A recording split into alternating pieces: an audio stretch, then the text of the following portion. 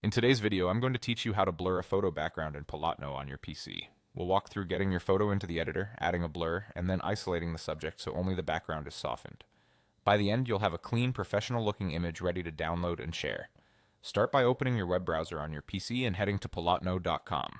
Sign in if prompted so you can access your workspace. Once you're in, go to My Designs and choose Create New Design. This opens a blank canvas where we'll place your photo. On the left side, click Upload and then select Add File.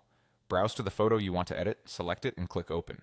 The image will appear in your uploads and on the canvas. Click on the photo in the canvas to make sure it's selected. You'll see handles and a toolbar across the top when it is. Next, click Effects in the top toolbar. Scroll until you find the Blur section. Drag the blur slider to increase the blur strength and preview the result in real time. At this stage, the blur affects the entire image. If you only need a soft overall effect, you can stop here. But if you want the subject to stay sharp while the background blurs, keep going. With the photo still selected, click Duplicate to create a second copy. Move that duplicate to the back layer so the original stays on top.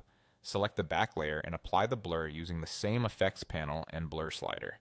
This gives you a blurred version under a clear version. Now select the top layer and use either crop or mask to keep just the subject clear.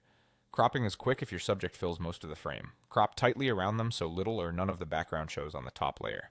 For more precise control, use mask to hide the background around your subject while leaving them visible. Take your time around edges so it looks natural. A slightly soft edge usually blends better with the blurred layer underneath. When you're happy with the result, click Download in the top right corner. Choose PNG if you want higher quality or transparency, or JPG if you want a smaller file size for easy sharing. Click Download again to save the edited image to your computer. That's it. Your background is beautifully blurred and your subject stays crisp and in focus. Thanks for watching and enjoy creating polished, professional photos with Polotno.